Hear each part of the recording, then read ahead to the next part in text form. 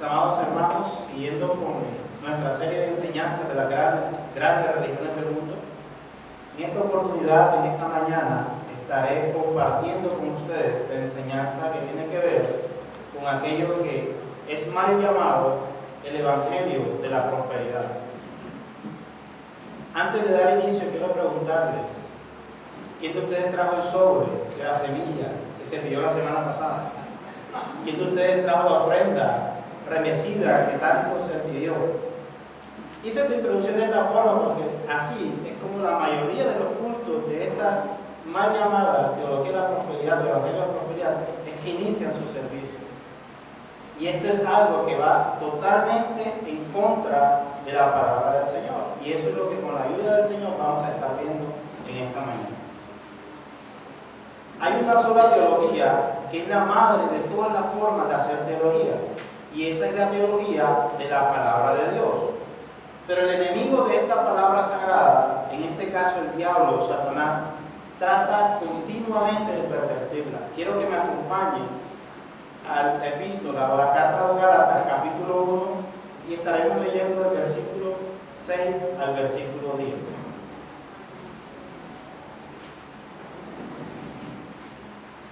¿Todos lo tienen?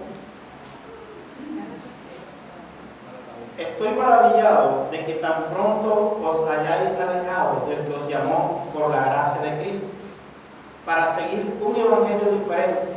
No que hay otro evangelio, sino que hay algunos que os perturban y quieren pervertir el evangelio de Cristo. Mas si aún nosotros o un ángel del cielo os anunciare otro evangelio diferente del que os hemos anunciado, sea anatema. Como antes hemos dicho, también ahora lo repito: si alguno os predica diferente evangelio del que habéis recibido, sea anatema.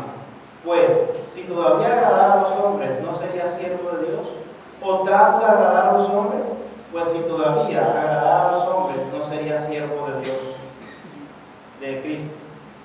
Ellos estaban oyendo en pos de una teología totalmente diferente, y el apóstol Pablo se da cuenta de esto y los amonesta, diciéndoles que no hay otro evangelio diferente, no hay un mensaje totalmente diferente, sino que algunos se estaban perturbando con un mensaje falso. Y precisamente de eso es lo que se trata el mal llamado evangelio de la prosperidad. Es un evangelio que es totalmente diferente al evangelio cristocéntrico y al evangelio que encontramos en la palabra del Señor. Lo que ocurre con un mensaje falso es que desnaturaliza a los oyentes. Son innumerables las formas de hacer teologías. Por ejemplo, una de las grandes teologías que ellos utilizan es la teología del pacto, teología de la siembra, etcétera y etcétera, que lo hacen porque han malinterpretado los textos de la palabra del Señor. Mis amados hermanos, esta es una guerra más intensa que se vive cada día en la iglesia del Señor. Y me podría referir a todas estas teologías que mencioné anteriormente y tratar de debatirlas, pero en esta mañana me voy a centrar únicamente en una, y es la que voy a disertar, que es la teología de la prosperidad. Para continuar entonces surge una pregunta: ¿qué es la teología de la prosperidad? La teología o el evangelio de la prosperidad, también conocida como la teología del pacto o teología de la siembra, y en América Latina llamada movimiento de la palabra de fe o la superfe, o también conocida como todos los cristianos, la forma de hacerse rico de la noche a la mañana. Es la forma más práctica de decirlo. Ahora, mis amados hermanos, que aquellos que no son adinerados, esto lo dice el Evangelio de la Prosperidad, no lo son porque no tienen la fe suficiente o desconocen la voluntad de Dios, y por su falta de fe en Él no siembran la semilla de fe, es decir, no siembran dinero en los bolsillos de estos grandes predicadores que se autoproclaman profetas, apóstoles, y que generalmente utilizan el término de apóstol para representar una autoridad superior. Esto es lo que se trata, en síntesis, el evangelio de la prosperidad. Ahora, según estos hombres que se autodenominan apóstoles, la pobreza es símbolo de maldición. Esta teología se fundamenta en textos bíblicos sacados de contexto totalmente, o ignorando otros textos en particular que mencionaré más adelante, pero sin sacarlos del contexto, obviamente. Aunque ellos dicen y aunque nosotros sabemos que no es pecaminoso ser rico, ese no es el problema. El problema radica en que distorsionan el Evangelio y únicamente se centran en que Dios se manifiesta exteriormente cuando mostramos frutos de prosperidad. Y eso es una falacia, totalmente. Según esta creencia, un cristiano puede escribir su propia fe o su propio plan sin tener la fe suficiente para salvación. La teología de la prosperidad tiene un mensaje que despista al ingenuo y lo lleva a conclusiones falsas. Además, tuerce los pasajes bíblicos aplicándolos incorrectamente. Pero no solo eso, sino que crea un falso concepto de la fe en Jesús y de su verdadera misión. Quienes propagan este mensaje son los grupos de la tercera ola, entre ellos los carismáticos, los neopentecostales, y también ha penetrado este mensaje en algunas denominaciones tradicionales, entre ellas algunas iglesias bautistas, inclusive ha permeado a grandes seguidores como son los metodistas. Inclusive las iglesias presbiterianas se han visto trastocadas por este tipo de doctrina. Desde la década de los años 70, en el siglo pasado, esta teología falsa ha ido ganando grandes seguidores y principalmente en los Estados Unidos, pero ha tenido gran acogida en los países tercermundistas. ¿Y saben por qué? En países tercermundistas como América Latina, como en África y como en Asia. ¿Y saben por qué? Porque esta teología toca donde más sensible es el hombre, en el corazón, en la necesidad de cada creyente, de cada persona, de obtener bienes materiales.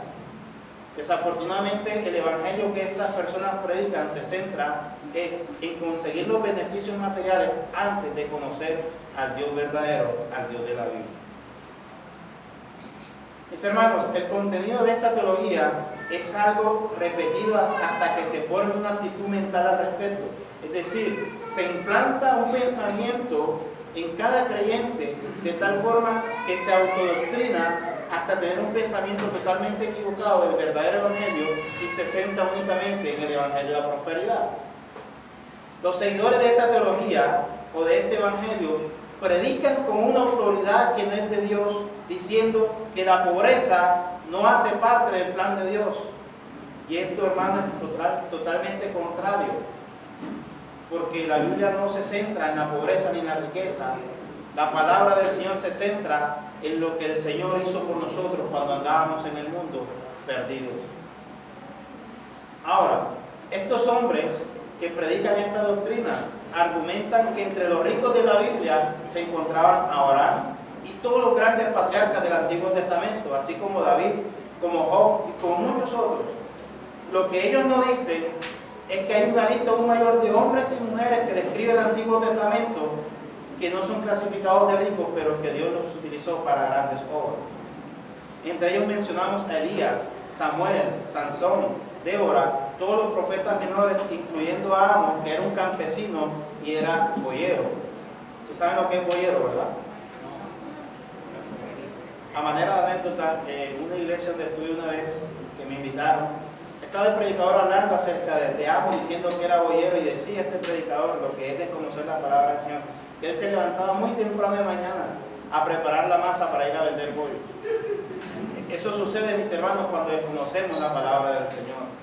Boyero era él porque estaba dedicado a la crianza o al cuidado de los bueyes. También enseña esta teología que Jesucristo era muy rico, porque los reyes del oriente le trajeron oro, y según ellos la caravana de estos visitantes, que me causa mucha risa lo que voy a decir, venía repleta de oro.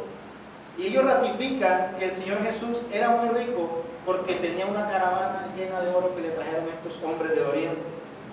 Y aquellos que desconocen esta verdad aceptan estas falsas interpretaciones con muchos amenes y gloria a Dios. Se han escuchado la expresión, es que yo soy hijo del rey, es que mi padre es el dueño del oro y de la plata. Son muchas de las expresiones que se utilizan en esta doctrina, por decirlo de esa forma, teología del evangelio de la prosperidad. Es que tú tienes que ser rico porque Dios es el dueño del oro y de la plata. Y si Dios es el dueño del oro y la plata, ¿cuánto más nosotros que somos hijos de Dios? Esta es una de las grandes falacias que se utilizan, o una de las grandes frases que utilizamos, que se utilizan en este tipo de iglesias donde se predica este tipo de evangelio.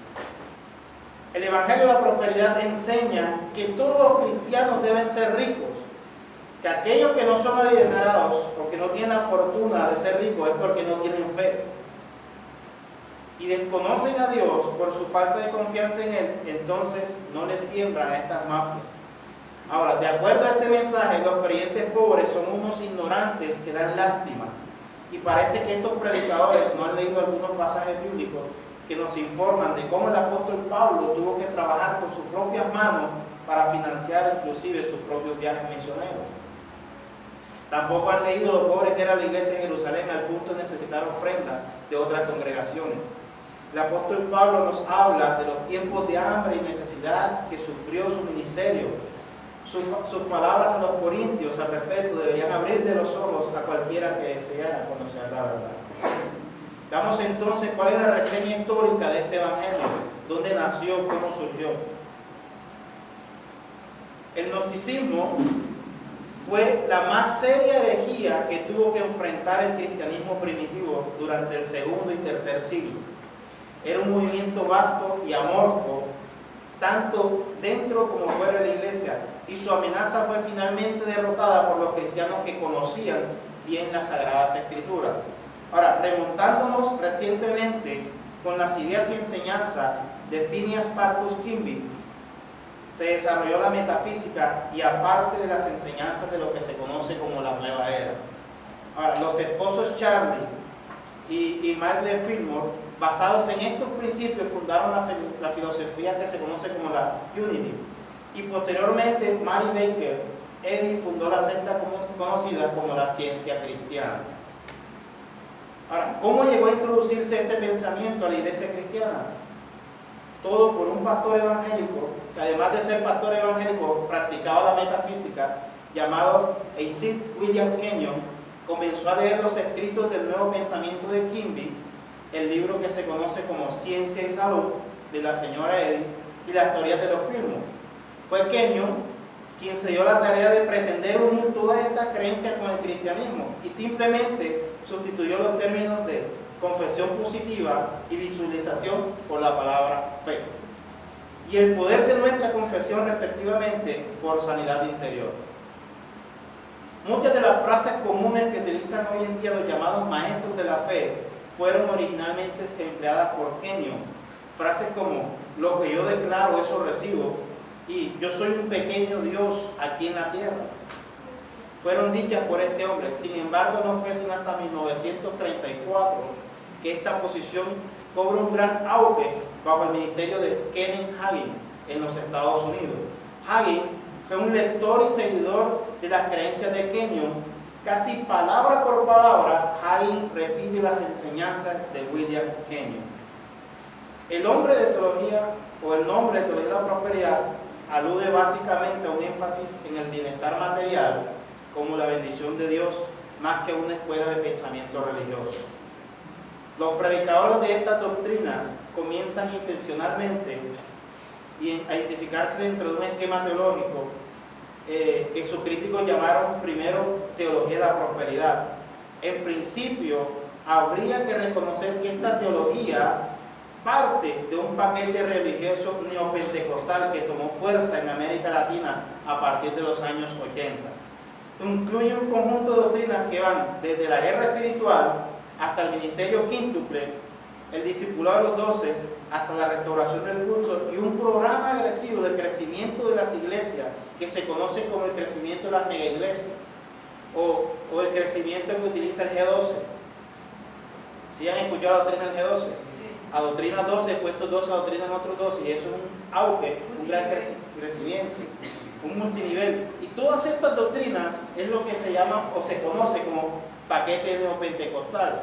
Principalmente está constituido por guerra espiritual, discipulado de los 12 o ministerio quíntuple. Si sabemos lo que es la guerra espiritual, según el concepto de ellos, es aquellos que permanentemente están peleando con el diablo, atándolo y desatándolo, amarrándolo y desamarrándolo. Lo que causa curiosidad es que lo amarran, pero al día siguiente tienen que volverlo a amarrar porque se suelta. Lo mismo sucede con los 12. Los 12 sucede que tienen que adoctrinar a 12 y a 12 cuando en la Biblia no vemos ese tipo de modelo. Y posteriormente vemos el ministerio quíntuple. Si hemos escuchado hablar del ministerio quíntuple, veamos Efesios capítulo 4, versículo 11 al 12, para darle forma a lo que es el ministerio quíntuple. El ministerio quíntuple no es simplemente aquellas doctrinas que apoyan que aún están vigentes los 5 ministerios: evangelista, maestro, pastor, profeta y apóstol, y que el apóstol abraza los otros 4 ministerios y el apóstol está por encima de los 4 ministerios. Y ellos basan esto en el texto que vamos a leer, Efesios capítulo 4, versículos 11 al 12.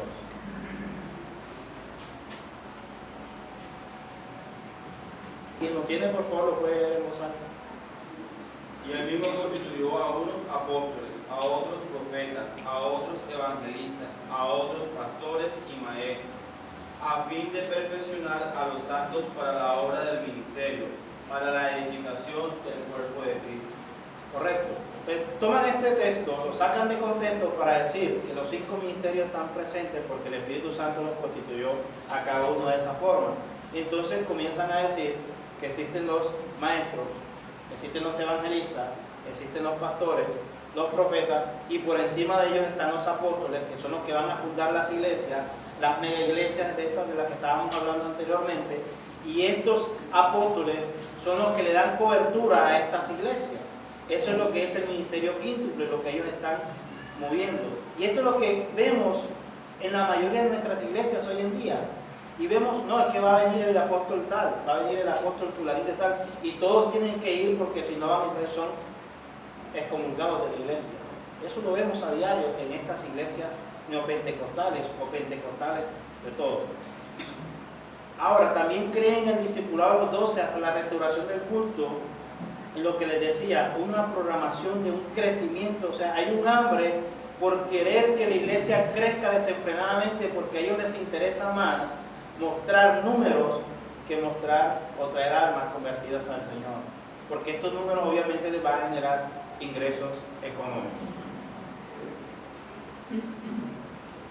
Escritores que aprueban el movimiento lo presentan como parte de una tercera ola neopentecostal que se manifiesta en todas las denominaciones.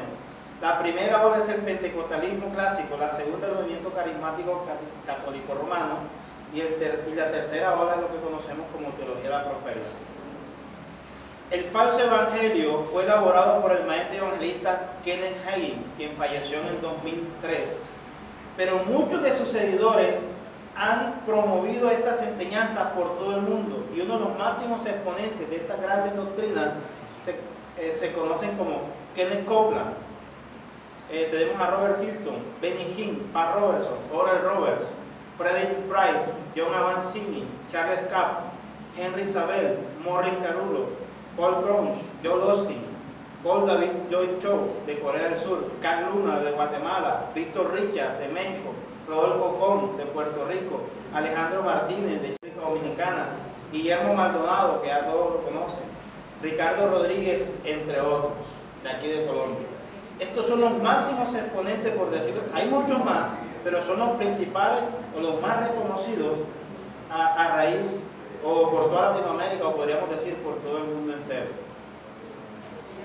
Una de las enseñanzas que ellos utilizan para darle fuerza a su movimiento es lo que se conoce como la fe es una fuerza. Uno de los principios más llamativos de este movimiento es el que tiene que ver con la fe. Si tú no tienes fe, entonces no puedes conseguir las bendiciones materiales. Si tú no tienes una super fe, entonces tú no conoces a Cristo, es lo que dicen ellos. Para provocar multiplicaciones de dinero o milagros económicos tan espectaculares, es necesario un recurso espiritual tremendamente poderoso, y a este recurso le llaman la fe. Ahora, leyendo lo que creen los ideólogos del Evangelio de la Prosperidad, de inmediato se puede reconocer que el concepto que enseñan sobre esta materia es fundamental para entender su filosofía. Todo es posible. Parece que la fe es como el combustible que hace andar a toda esta maquinaria teológica de estos predicadores. Una de las declaraciones más contundentes la conocemos a través de la pluma de Kenneth Copeland, predicador televangelista norteamericano. Una de las frases famosas del evangelista es: la fe es una poderosa fuerza, se trata de una fuerza tangible. ¿Qué concepto, mis hermanos, tan alejados de la verdadera realidad con la que nosotros tenemos el concepto de fe? Esta fuerza, según ellos, una fuerza positiva, posee su contraparte, es decir, el temor, el cual sería la parte negativa. Al manifestar fe, Dios se activa, eso es lo que dicen ellos, Dios se activa. En cambio, al manifestar fe, se activa el diablo. Mis hermanos, para ilustrar esta extraña dinámica, Hanegraaff cita a Charles Capps con el siguiente ejemplo. Job, y miren lo tremendo de esto, Job activó a Satanás por su miedo cuando dijo: porque el temor que me espantaba me ha venido. Job capítulo 3, versículo 25. Y una fe activa en la palabra coloca a Dios en la escena, y el temor trae a la escena a Satanás. Este es uno de los ejemplos de que estos hombres utilizan. Totalmente sacan un texto fuera de contexto para colocar su doctrina y colocar la doctrina de prosperidad. Tal vez una de las razones por las cuales se ha llegado a conseguir la fe en términos físicos provenga de algunas traducciones del conocido texto de Hebreos capítulo 11, versículo 1. Veamos qué dice Hebreos capítulo 11, versículo 1. Alguien que lo lea, por favor. En la versión Reina Valera. Pues la fe, la certeza de lo que se espera, la convicción de lo que no se ve. Ok. Estos hombres utilizan la traducción de la Reina Valera 1909, que se lee o podemos leer de la siguiente forma. La fe es pues la sustancia de las cosas que se esperan, la demostración de las cosas que no se ven. El uso de la palabra sustancia también ocurre en la versión inglesa de la King James, que Juan R. Capurro traduce de la siguiente forma: la fe es la sustancia de las cosas que se esperan, la evidencia de las cosas que no se ven. ¿Y por qué utilizan el término sustancia? Precisamente porque es pues la fe la certeza de recibir lo que se espera, aun cuando no haya motivo aparente para que esto suceda. Es estar convencido de que sucederá lo que esperamos, aunque no lo podamos ver. Nosotros entendemos que usando la fe, Dios creó el universo por medio de su palabra, haciendo todo lo que podemos ver de la nada, de lo que no se veía ni existía. Pero estos hombres, o sin embargo, esta grandiosa fuerza creativa debe ser canalizada, según estos hombres, y se requiere un vehículo que le dé dirección y destino a este propósito. Y el medio o el vehículo a través del cual esta fe se conduce son las palabras. Según los maestros de la prosperidad, así es posible entender mejor las expresiones de los primeros capítulos de Génesis, o la manera en que Dios creó todas las cosas.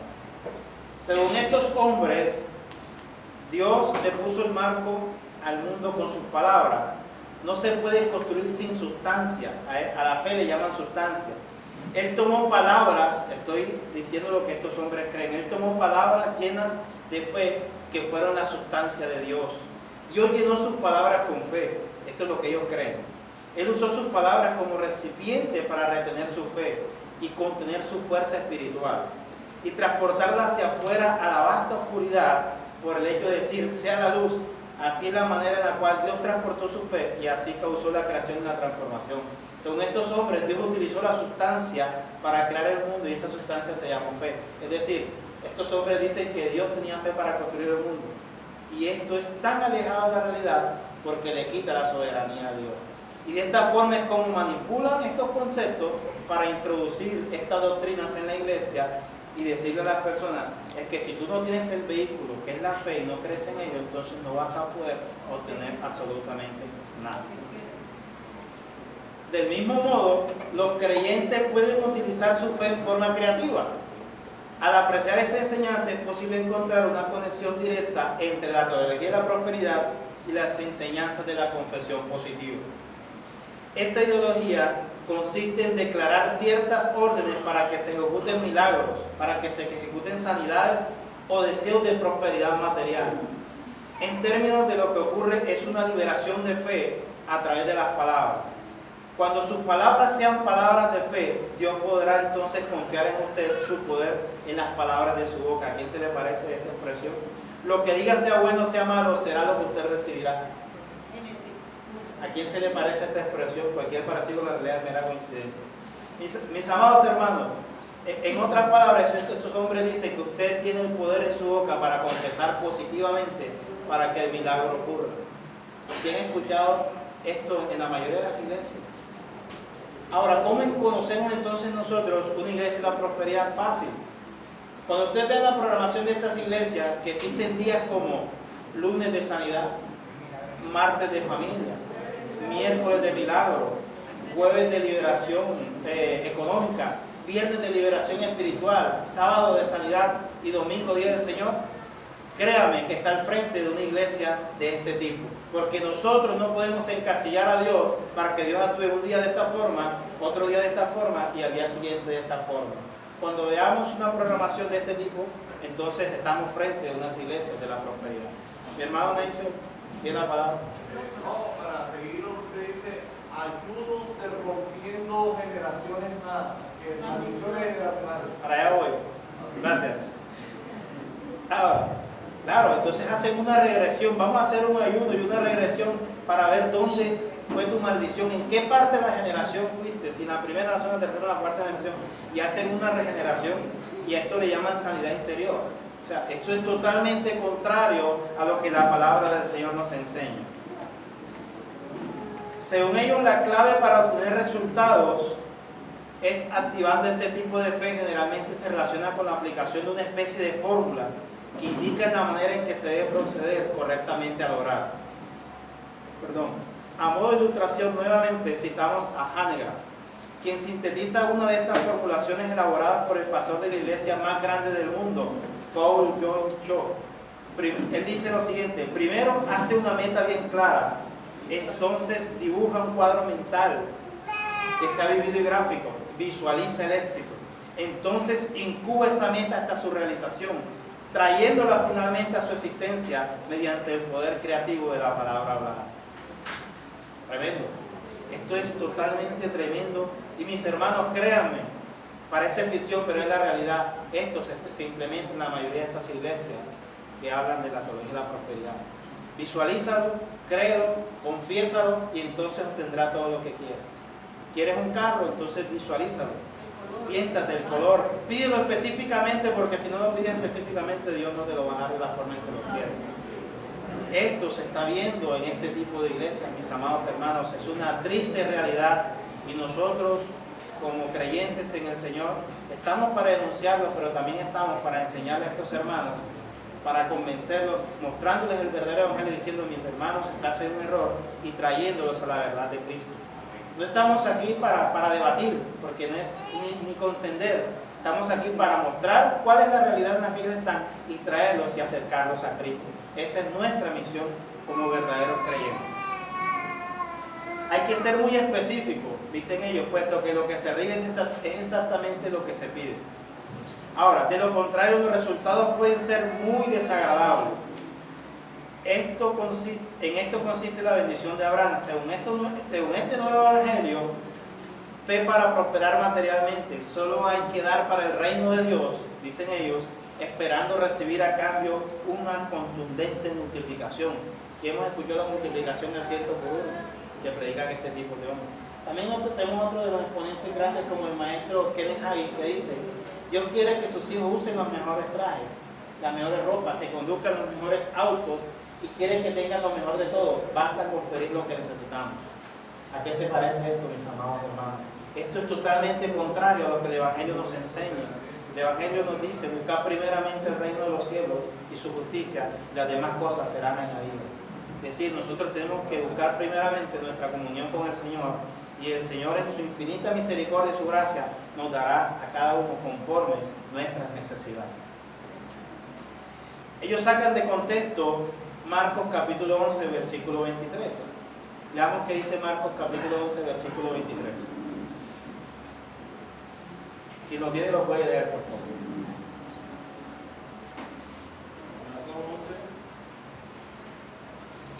11:23.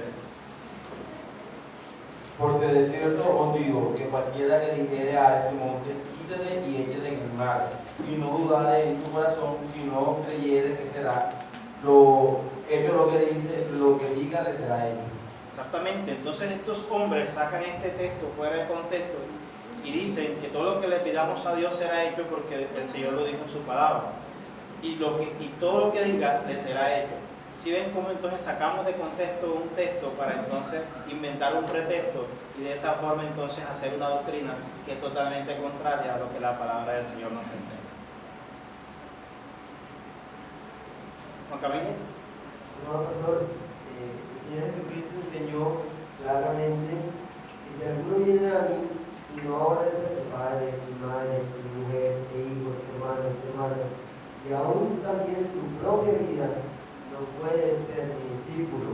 Y nuevamente dice que no podemos ser sus discípulos si no tomamos nuestra cruz. Y más adelante en Lucas 14 también dice lo mismo.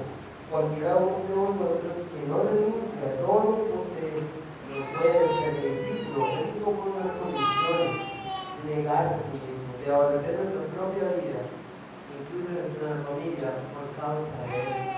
Sin embargo, esas enseñanzas que nos invitan me enseñan totalmente lo opuesto, amar al mundo. Cuando el apóstol Juan dice, cualquiera que ama al mundo se constituye enemigo del Señor, de Dios. Entonces, es muy evidente cómo engañan a esta gente, haciendo que sus corazones se puestos desde las cosas de esta vida, que son pasajeras, vanidad de vanidades, de cierta forma.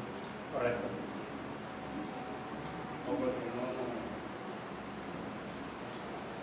Porque me enseñan el pasaje de Lucas, capítulo 18, versículo 18 al 30, la anécdota del joven rico, que tiene que dejar todo lo que tiene para seguir a Cristo. Pues es que si ellos hacen esto, se les cae el negocio. Esa es la verdad, se les cae todo el teatro.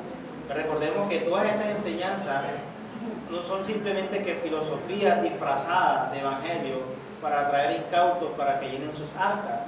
Esa es la verdadera realidad de este evangelio. No es un evangelio, es un negocio, es una empresa, es una industria de generar dinero.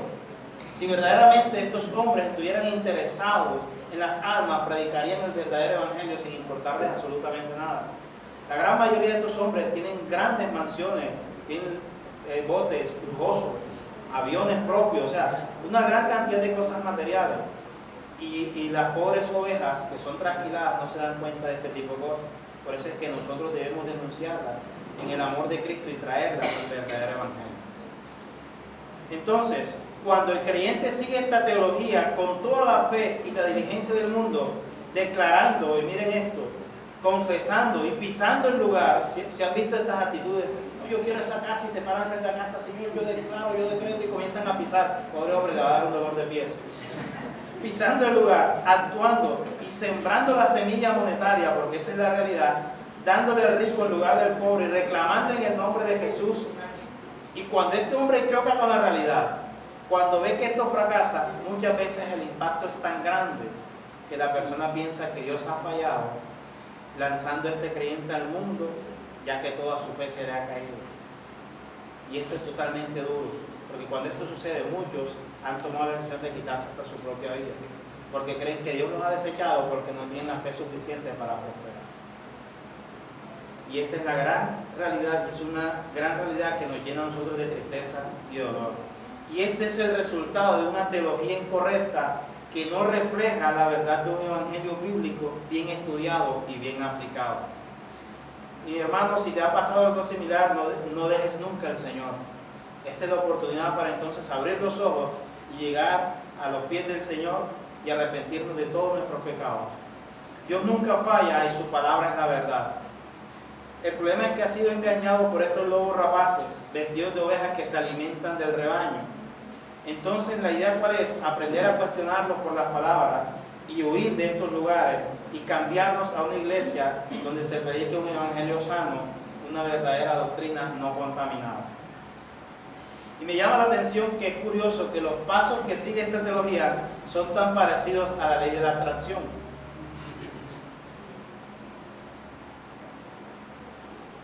La teología de la prosperidad dice lo siguiente: primer paso, visualiza lo que quieres.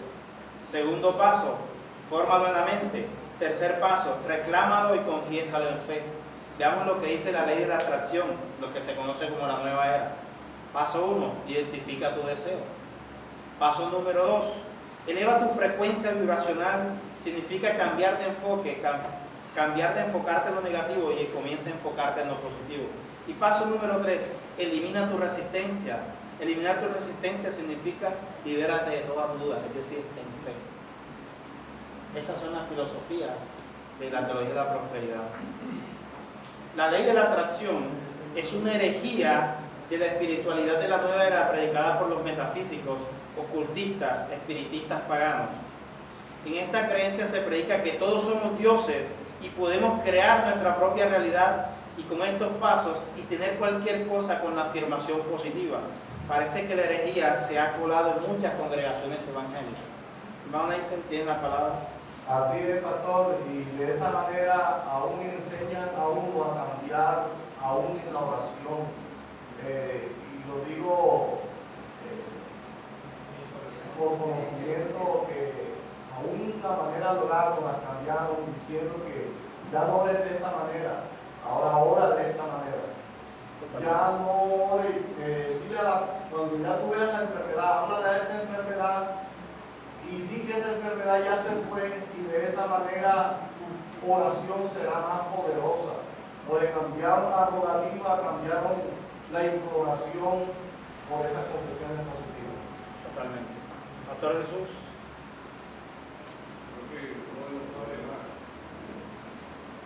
Uno de los problemas más grandes que tiene esto es la experiencia que mucha gente ha tenido, porque de pronto uno va hablando de estas personas que practican todo esto, lo primero que nos sacan es que ha funcionado o han obtenido cosas a través de poner en práctica todos esos pasos y llevan a decirle que Dios ha confirmado algunas previsiones que ellos han tenido así, visualizando, formulando en la mente, confesando.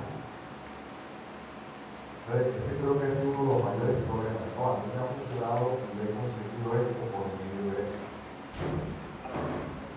Se ha visto el caso en que personas que han utilizado estos pasos han obtenido lo que han querido, pero sabemos que todo eso es por la multitud de bondades que el Señor nos concede en su infinita gracia. Y entonces utilizan esto y dicen, yo seguí estos pasos y conseguí esto, tú también puedes lograrlo. Y cuando la persona no lo logra, entonces hay una frustración, y es que dicen, pero es que no lo están haciendo con la suficiente fe. Ese tema lo habíamos tocado ahorita. Movimientos o grupos es cuando se usa la palabra, igual que hizo Satanás. Y entonces, y el actúa facilitamente toma, sí, aquí está la palabra, pedir y se os dará. No tenéis porque no pedís, pero pedís más. Pide todo lo que quieras y se te dará. Y todo el uso de la palabra y la manipulación puede generar eso. Es muy fácil para el ser humano y es muy tentador cuando le dicen tú puedes. Tú tienes en tus manos, en tu boca, en tu ser, para estar independiente de Dios. Lo mismo que sucedió con Satanás en el paraíso. Exactamente igual. El tema central es, por decirlo, le quitan el poder a Dios, la soberanía de Dios, y se le entrega al hombre, diciéndole que tú tienes el poder para creer, tú tienes el poder para transformar, tú tienes el poder para hacer esto y para hacer esto otro. Y el ejemplo que pueden tomar de Israel es cierto, han cambiado hasta el tipo de oración, porque entonces le dicen, dile a la enfermedad que se vaya, o el tipo de oración, decrétalo para que se cumpla, cuando sabemos que nosotros no somos quienes para decretar algo. Lo único que puede decretar es Dios en toda su soberanía. Hermano. Esto es desastroso y horrible, hablar de esta realidad. Llegan al extremo donde consideran que el que está viviendo en la pobreza está en pecado. O sea, es una persona que tiene problemas con Dios, porque no debe ser pobre. Eso ya raya en algo tan horrendo, porque el Señor ama a los pobres también, y los pobres también tienen derecho a vivir su fe como es debido. Y yo quisiera, hermano, que centráramos un poco el estudio también, o más adelante, sobre el por qué no de los profetas, de los apóstoles, de todos esos versículos que ellos utilizan para engañar al pueblo y decir el por qué hoy día no tienen vigencia. Sería importante manifestar eso, porque la gente dice, ah, pero si es palabra, está escrito. Entonces lo consideran vigente. Amén. Gracias por la respuesta. Hermano Alejandro. Gracias. En toda la enseñanza nos hemos ido en contra de lo que enseñan esto. Pero, hermano, también tenemos que tener claro que no exime al que está escuchando escudriñar las escrituras. Creo que tenemos que también tener en cuenta, porque le estamos echando toda la culpa a los que enseñan y ellos tendrán que responder ante el Señor. Pero los oidores tendrán que responder también por no escudriñar las escrituras. Muchos de nosotros, creo que la mayoría, salimos de esa iglesia por la gracia de Dios. Y también debemos enseñarles a ellos que lo que decía el pastor Jesús, que debatirles es difícil cuando ellos les han funcionado tantos años, pero hablarles desde la Biblia, esa es la base fundamental de toda controversia. Si no está la base fundamental de la Biblia, esa verdad no se da. Ya lo tengo acá en el programa, pero gracias por el amor. Entonces veamos cuáles son los efectos negativos del Evangelio de la Prosperidad y posteriormente vamos a ver lo que dice la Biblia con respecto a esto.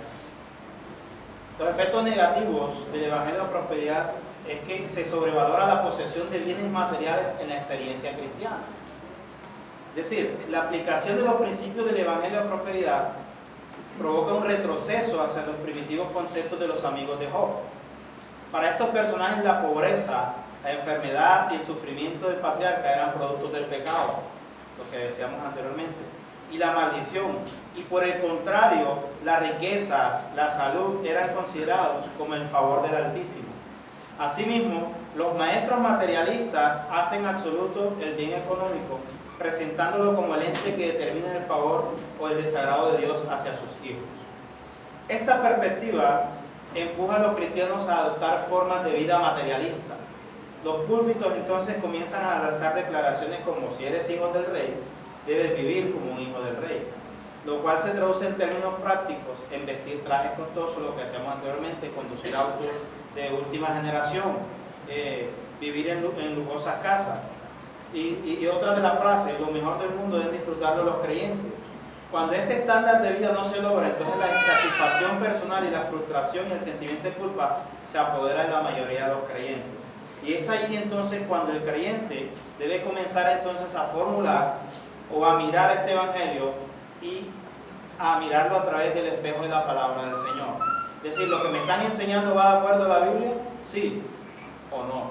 Entonces, es lo que decía nuestro hermano: hay que hacer como aquellos hombres de Berea que le estaban predicando y iban a enseñar las Escrituras y comenzar a escudriñar las Escrituras. Y de eso es lo que se trata. Ahora, veamos cuál es la práctica. Hay una práctica y una hermenéutica por conveniencia. Una doctrina es bíblica cuando está apoyada por una sana interpretación del texto sagrado. No basta con citar porciones aisladas de la palabra para forjar enseñanzas cristianas. Hablando de la manera en que los teólogos de la prosperidad usan la hermenéutica, Pablo Hoff, un escritor que está en contra de esta doctrina, dice: aunque predican preciosas verdades bíblicas disfrazadas, claro está, también sacan pasajes de contexto y le dan un nuevo sentido, interpretando partes de la Biblia para que esté de acuerdo a sus nuevas enseñanzas. Ponen demasiado énfasis en algunas doctrinas, en síntesis, tergiversan la palabra de Dios para poder desarrollar su falso evangelio. ¿Lincoln? Otro tema importante es una de las doctrinas que nos distinguen a nosotros los reformados, que es la doctrina del decreto de Dios, una doctrina que ciertamente no se encuentra en las teologías no reformadas. Y yo creo que este tema de que la escrituración cambia la voluntad de Dios es porque no se tiene conocimiento en esas iglesias de lo que es el decreto de Dios. Yo creo que todo parte de esa doctrina al saber que Dios, desde antes antes de la fundación del mundo, de que todas las cosas, en que ya yo sé que mi oración no va a torcer el brazo de Dios conforme a mi voluntad, sino que en la oración el Espíritu Santo me guía a orar conforme a la voluntad de Dios. Cuando yo oro y mi oración es escuchada y sucede de pronto por misericordia de Dios lo que yo oraba, no es que yo logré cambiar algo en Dios, es que Dios en la oración me guió a orar conforme a su voluntad. Y eso hace a personas que no entienden el decreto creer que la oración fue la que cambió la situación. Y no fácil fue Dios en la oración guiándome a orar conforme a su voluntad. Y la palabra de Dios, por ejemplo, en Santiago 4:13 nos enseña que no deberíamos decir cuando no sabemos lo que será mañana, decir vamos, iremos a tal ciudad, estaremos allá un año y traficaremos y ganaremos. El versículo 15 dice, no, por el contrario, deberías decir, si el Señor quiere, viviremos y haremos esto o aquello. Ahí incluye, si Dios quiere, me sano. Y aunque suene fuerte, si Dios no quiere, nunca me sanaré. No estamos exentos a morir en una enfermedad. Ese es el engaño que se ha llevado a las personas con el tema de la salud, con el tema de la prosperidad, del dinero, a llevarlo a que en esta tierra va a conseguir todas las cosas. Y es allí donde caen todos estos errores. Por eso tenemos que ser, nosotros debemos orar por los enfermos, pero no creer que todos los enfermos en la iglesia van a ser sanos. Van a haber creyentes genuinos que tendrán fe que Dios puede sanar, pero Dios, por cosas que no entendemos, pero confiamos en Él, que por algo lo hace, esa persona morirá y no sanará. Eso entendemos. Esto que acabo de decir ahora, escuchado ellos del Evangelio de la Prosperidad es una herejía, porque ellos creen que no, que todos tienen que estar plenamente sanos, plenamente ricos y etcétera, y lo demás que enseñan. Correcto. Ahora veamos qué dice la Biblia respecto al Evangelio de la Prosperidad. Y con esto terminamos. El movimiento del Evangelio de la Prosperidad es parecido a algunas de las sectas destructiva avaricia que se infiltraron en la iglesia primitiva. El apóstol Pablo y otros apóstoles nunca consintieron en adaptarse o conciliarse con los falsos maestros que propagaban tales herejías. Ellos los identificaron como peligrosos falsos maestros y urgían a los cristianos a huir de ellos. Pablo previno a Timoteo acerca de las disputas necias de hombres corruptos de entendimiento y privados de la verdad, que toman la piedad como fuente de ganancia, porque los que quieren enriquecerse caen en tentación y lazo, y en muchas codicias necias y dañosas que hunden a los hombres en destrucción y perdición, porque raíz de todos los males es el amor al dinero, el cual codiciando algunos se extraviaron de la fe y fueron traspasados de muchos dolores. Primera Timoteo, capítulo 6, versículo 5 y versículo 9 al 11. El apóstol Pablo, ya desde el principio de la iglesia, hace una amonestación con respecto a este tipo de enseñanza, que están totalmente contrarias a las Escrituras. Pablo dijo que la avaricia es una idolatría, Efesios capítulo 5, versículo 5.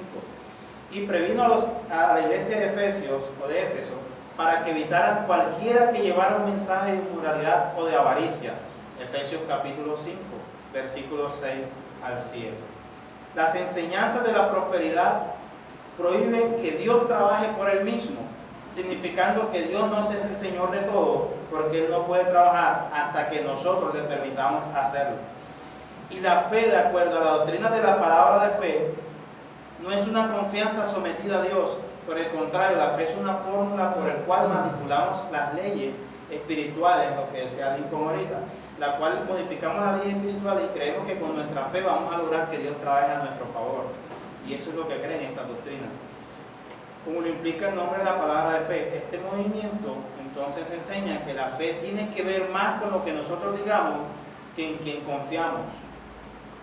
Y un término favorito de este movimiento de la palabra de fe es la confesión positiva. Se refiere a la enseñanza que las palabras tienen el poder creativo y lo que digas, afirman los maestros de la palabra de fe, determina todo lo que sucederá. Tus confesiones, especialmente los favores que demandes a Dios, deben ser declarados positivamente y sin titubeos. Entonces Dios es requerido a responder como si el hombre pudiera exigirle algo a Dios. De esta manera, la habilidad de Dios para bendecirnos depende de nuestra fe. Es decir, tomamos a Dios como el genio de la botella. Hermano Harlem. Gracias, Pastor Edwin. Gloria a Dios por la enseñanza. Me gustaría añadir algo más. No solo la enseñanza de los apóstoles, sino la enseñanza misma de nuestro Señor Jesucristo. Pienso que es demasiado clara con respecto a cuál es la voluntad de Dios en la vida del creyente. Porque el problema es desconocer realmente cuál es la voluntad de Dios en mi vida. Si yo desconozco eso, todo lo demás está mal. Absolutamente todo lo demás. Si la persona cree que la voluntad de Dios en su vida es hacerlo rico, es que él viva cómodo, es que él tenga muchísimas cosas materiales, entonces desconoce realmente cuál es la voluntad de Dios. El reino de Dios no tiene nada que ver con riquezas materiales. El reino de Dios es Cristo mismo, vivir para Él, para su gloria. Realmente, pienso que Él lo deja más claro que nunca en Lucas capítulo 12, en la parábola del rico insensato, donde este rico tenía tanto materiales que no sabía cómo guardarlo y dijo, alma que hay con tanto, tienes para vivir muchísimo tiempo.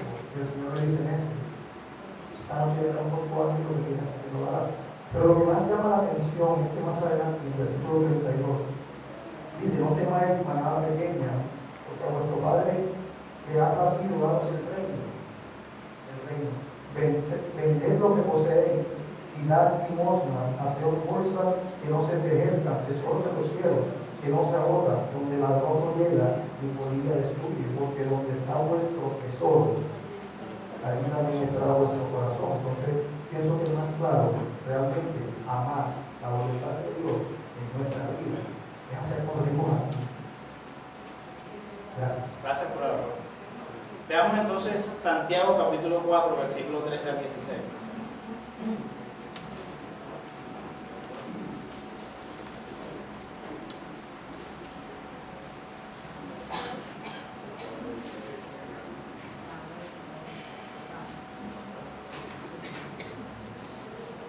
Santiago 4, del 13 al 16. Claramente, esta enseñanza que encontramos, o esta expresión en Santiago 4, 13 al 16, contradice toda la enseñanza de la teología de la prosperidad.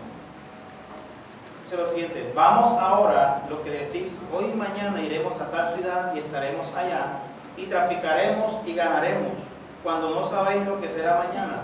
¿Por qué? ¿Qué es vuestra vida? Ciertamente es neblina que se esparce por un poco de tiempo y luego se desvanece. En lugar de lo cual deberían decir, si el Señor quiere, viviremos y haremos esto o aquello, pero ahora jactáis en vuestra soberbia. Toda jactancia semejante es mala. Entonces, lejos de enfatizar la importancia de la riqueza, la Biblia nos advierte acerca de buscarla.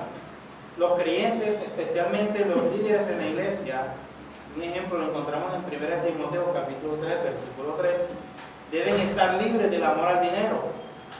En Hebreos capítulo 3, versículo 5, también habla acerca de esto. El amor al dinero conduce a toda clase de maldad. 1 Timoteo capítulo 6, versículo 10.